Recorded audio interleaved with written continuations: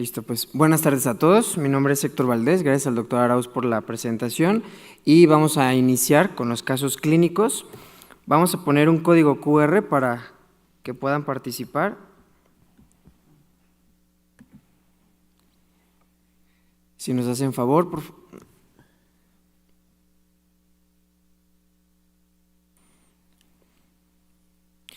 Vamos a presentar casos clínicos relacionados con todos los temas que vieron el día de hoy y pues bueno, vamos a comentar algunas posibles respuestas y por qué dependiendo de la evidencia. ¿Todos ya pusieron su código QR? Muy bien. Entonces vamos con el primer caso clínico. Este es Pedro, de 65 años, acude a su consulta. Esta es una consulta de seguimiento y él tiene los siguientes diagnósticos. Es hipertenso, como tratamiento tiene losartán, 50 miligramos cada 24 horas. Es diabético, tiene metformina, 850 miligramos cada 24 horas y tiene un índice tabáquico de 4 puntos. Entonces, en este paciente, ¿cuál es el factor de riesgo más importante para representar enfermedad vascular cerebral en este paciente?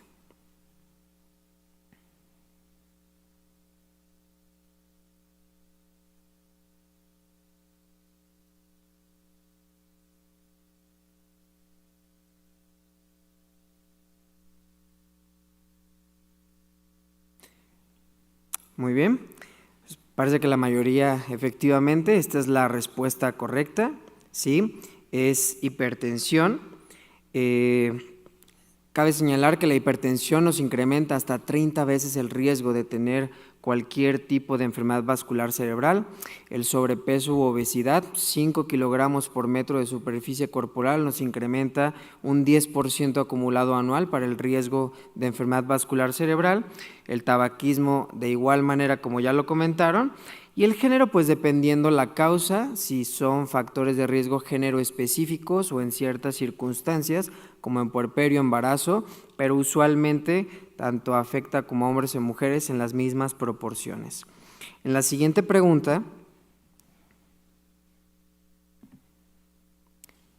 ¿sí? ¿Cuál sería la meta ideal de presión arterial en nuestro paciente para reducir el riesgo? Vimos que dependiendo de las guías, tanto de prevención primaria y secundaria, ¿sí? Perfecto, 130 o menor a 130/80 es el parámetro que utilizamos para decir que el paciente está en control y que no nos incremente el riesgo para algún subtipo de enfermedad vascular cerebral. ¿Qué herramientas nos pueden ayudar a conocer el riesgo cardio-cerebrovascular de nuestro paciente? La escala de BFAST, el ICH score, el NIH, el MEND o el Riskometer.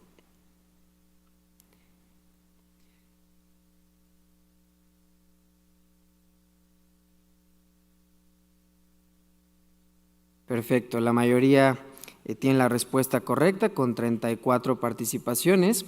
El Riskometer es una aplicación, justo la mostraron en presentaciones previas, donde toma en cuenta muchas variables como género, edad, si toma alcohol el paciente, si fuma, y nos va acumulando el riesgo anual que tenemos para cualquier tipo de enfermedad vascular cerebral, ¿no?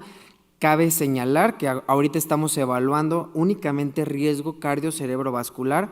Las demás escalas usualmente son para cuantificar ya sea una escala prehospitalaria como el BFAST o camaleón, el NIH y el MEND usualmente son escalas hospitalarias y pues el ICH score es para sangrado y el ranking pues es la escala del pronóstico funcional. Entonces llega a su consultorio, tiene una presión arterial de 160/90, la frecuencia cardíaca de 90, la respiratoria de 18, el dextroxis está en 140 miligramos por decilitro, pesa 90 kilogramos, mide 1,70, su índice de masa corporal es de 31.1.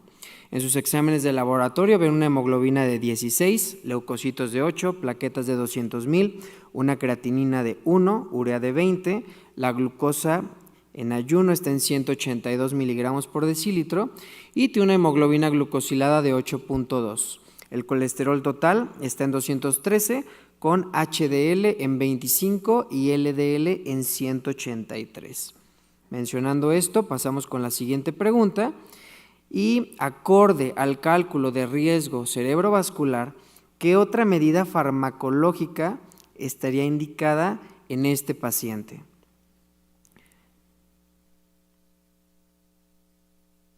Muy bien, de las opciones, nadie ha seleccionado aspirina, estatinas, iniciar rivaroxaban a dosis baja y neuroprotección con citicolina.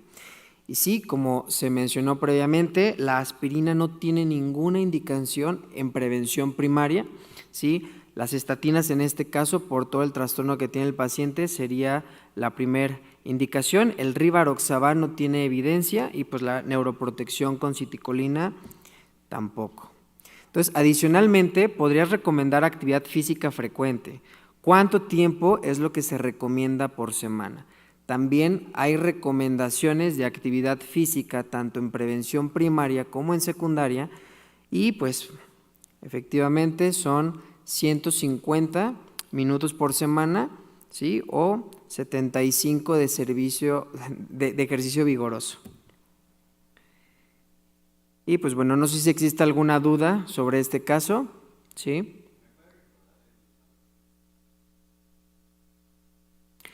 $5 kilogramos por metro cuadrado de superficie corporal te incrementa el riesgo del 10% anual para enfermedad vascular cerebral.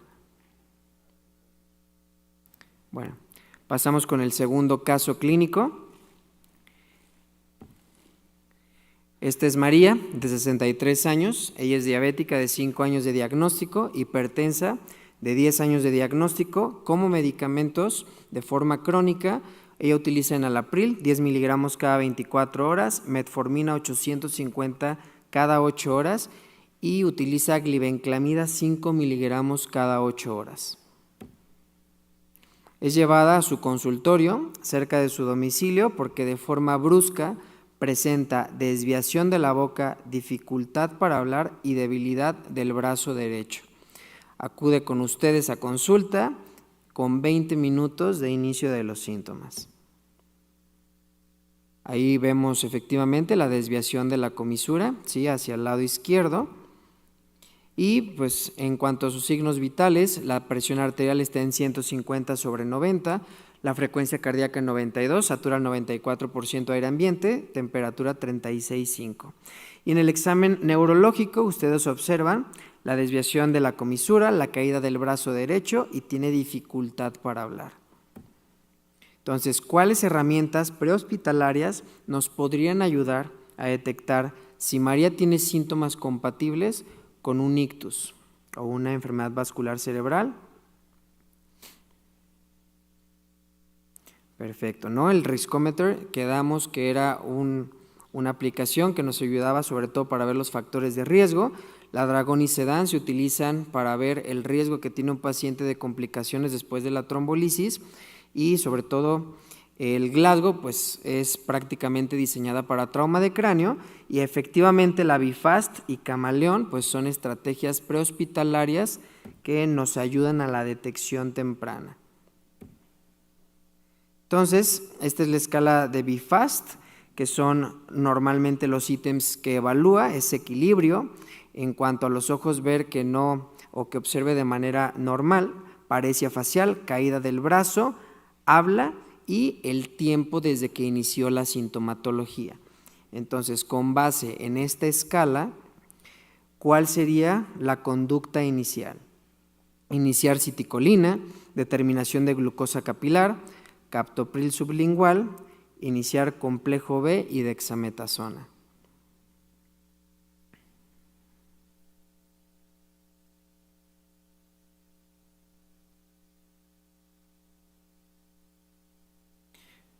Perfecto, entonces todos estamos de acuerdo que es determinación de la glucosa capilar, es una paciente diabética, toma antidiabéticos orales, toma altas dosis de antidiabéticos orales y nuestra primer posibilidad es quizá un Mimic, ¿no?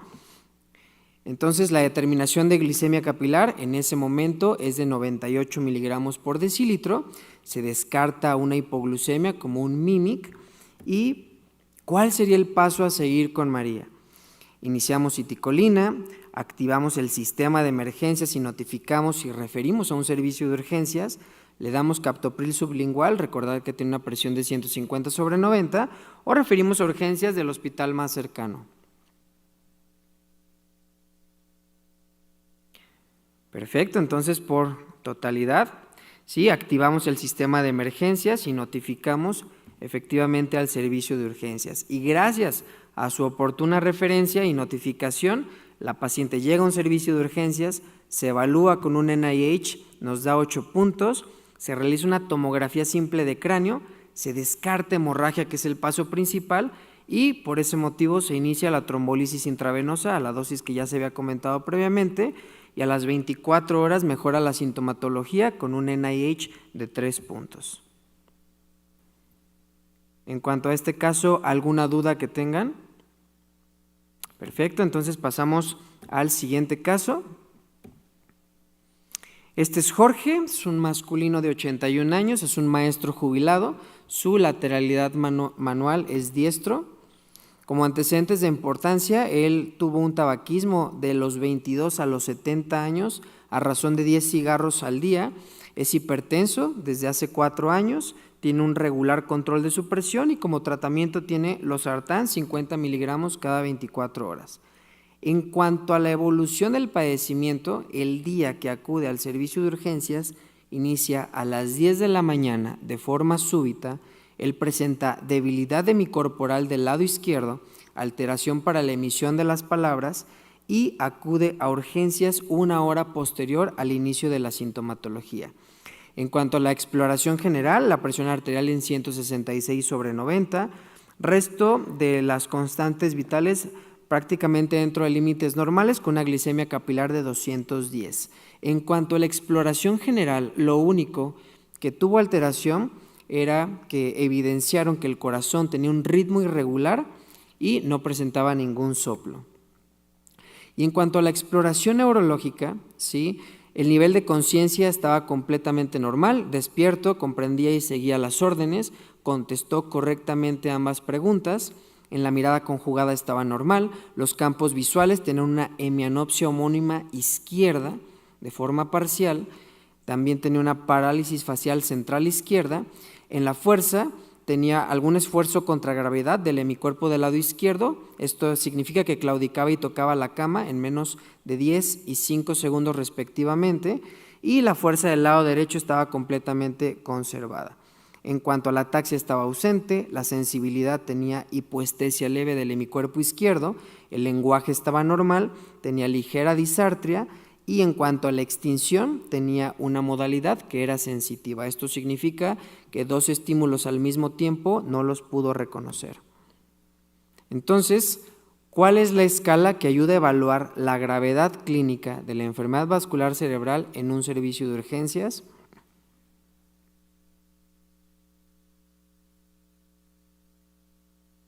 Perfecto, en esta respuesta pues no hay ninguna duda, sí, el NIH está diseñado para evaluarse en un servicio de urgencias, es una escala diseñada principalmente para infartos de circulación anterior. ¿Cuál puntaje de NIH tendría nuestro paciente? Bueno, creo que no hay opciones aquí, pero es para simplemente comentar, son los 11 ítems que muestra esta clasificación. Recapitulando, tenía alteración en los campos visuales de manera parcial, nos dio 1 punto, paresia facial 2 puntos, en cuanto a lo motor del hemicuerpo del lado izquierdo, 2 puntos extremidad superior, 2 puntos inferior, en cuanto a sensitivo leve nos da 1 punto, la disartria 1 punto y la extinción que comentamos sensitiva nos da 1 punto con un total de 10 puntos. Entonces, ¿cuál sería el paso a seguir? Realizar una resonancia de cráneo simple. Recuerden que este paciente lleva 1 hora del inicio de los síntomas, realizar una tomografía de cráneo simple y una angiotomografía y realizar una perfusión por tomografía o angiografía diagnóstica.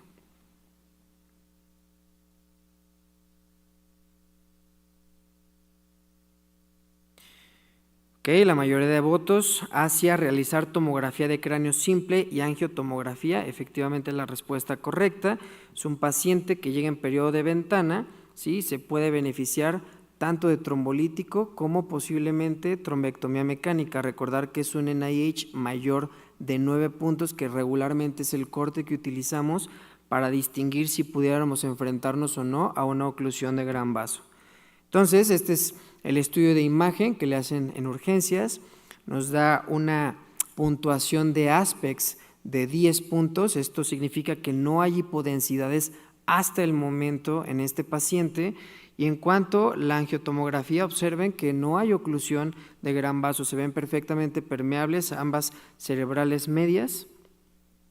Con estos datos, tienen en resumen un hombre de 81 años hipertenso, tiene un déficit de la arteria cerebral media del lado derecho, un NIH de 10 puntos, 1.2 horas de evolución, aspects de 10, sin oclusión de gran vaso. ¿Qué sigue? Las opciones son trombectomía mecánica, medidas antiedema, iniciar aspirina y atorvastatina. Y efectivamente, ¿no? Trombolisis intravenosa. Este es el paciente perfectamente candidato a una trombolisis intravenosa. ¿Sí? Recordar los tiempos, llegó 1 hora, se hizo, desde que llega al servicio de urgencias a la tomografía fueron prácticamente 20 minutos, 1 hora a los 38 minutos el puerta aguja y prácticamente en 1 hora 38 minutos se inicia el trombolítico. El desenlace de este paciente a las 24 horas queda un NIH de 4 puntos a expensas de facial, brazo, pierna y sensitivo del lado izquierdo. Y en cuanto a los estudios que prácticamente los comentó el doctor Andrés Mercado, se hizo toda la extensión, el Holter de ritmo tuvo una fibrilación auricular. En cuanto al eco transtorácico y el Doppler de vasos de cuello, sin ninguna alteración, se inició anticoagulación con un anticoagulante directo, en este caso apixaban, 5 miligramos cada 12 horas, al día 6 post-ictus, y egresó con un ranking de 2. Y pues en cuanto al plan, continuar con rehabilitación física y seguimiento para evaluar algunos otros factores de riesgo. ¿Alguna duda con este caso? Perfecto, entonces pasamos al último caso. Sí, es Juan, de 62 años, diabético, hipertenso, sin tratamiento médico. Él tiene secuelas de una enfermedad vascular cerebral que inició hace 2 semanas y acude a consulta de seguimiento. En cuanto a sus secuelas, él tiene hemiparesia derecha, deambula con apoyo de bastón y tiene una fascia leve. ¿Sí? En cuanto a sus signos vitales, tiene una presión arterial de 180/90, frecuencia cardíaca de 82, respiratoria de 20, satura al 95%, el dextroxis de 180 miligramos por decilitro. En sus laboratorios se encuentra una hemoglobina glucosilada de 9% y un LDL de 178. Observen en este FLAIR, en resonancia magnética corte axial, que del lado izquierdo ya tiene algunas zonas de gliosis por este infarto comentado previamente. Entonces, de acuerdo al caso de Juan, ¿qué estudios son necesarios en todo paciente que ha presentado un infarto cerebral? Holter de ritmo y eco, Doppler de vasos de cuello, angio, tomografía, Holter de ritmo y eco, o solamente Doppler de vasos de cuello y transcraneal, o únicamente angiotomografía de cráneo.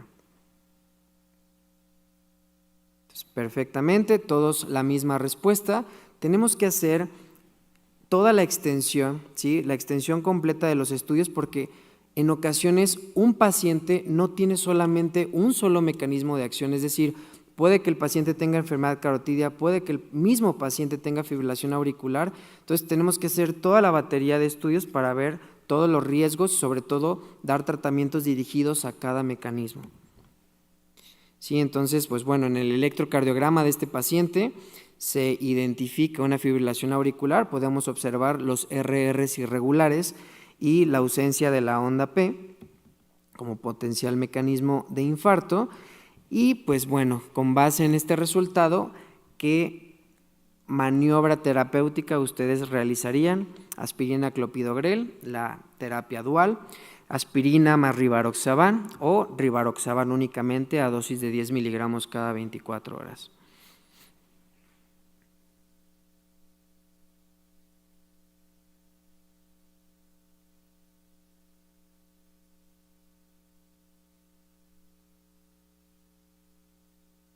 ¿Ok? Aquí algunas respuestas. Cabe señalar que la doble antiagregación está únicamente indicada en ciertas cosas estratégicas como un infarto menor o un AIT de alto grado, digo, son situaciones específicas y efectivamente por la fibrilación auricular hay que anticoagular. Los dos anticoagulantes que tienen más efectividad, de acuerdo a los estudios, es apixaban y es dabigatran. ¿Sí? El rivaroxaban en este caso no está dado a dosis como anticoagulación plena, entonces en este caso no sería una respuesta correcta. Adicionalmente, el control de factores de riesgo, la meta de colesterol, LDL en este paciente deberá de ser menor de 100, menor de 70, colesterol total menor de 150 o colesterol total de 200.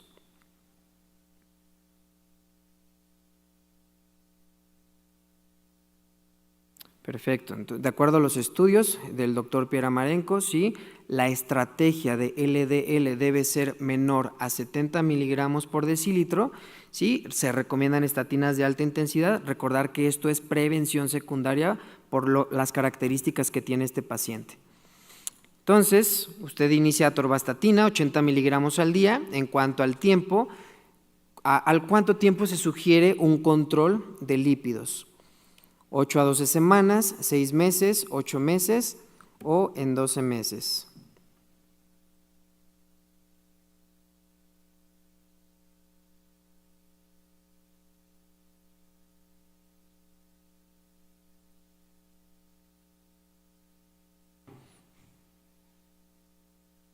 ¿Ok? Aquí la respuesta correcta sería de 8 a 12 semanas, de acuerdo a guías como prevención primaria o secundaria. Lo podemos hacer de 8 a 12 o inclusive de 4 a 12. Y respecto al control de presión arterial, en este paciente, ¿cuál será la meta sugerida para el control que ya recibió un infarto cerebral?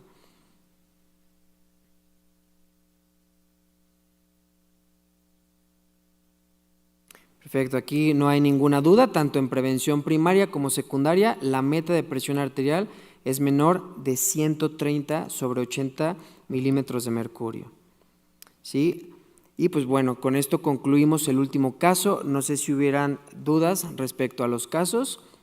En dado caso de que no, pues muchas gracias por su atención.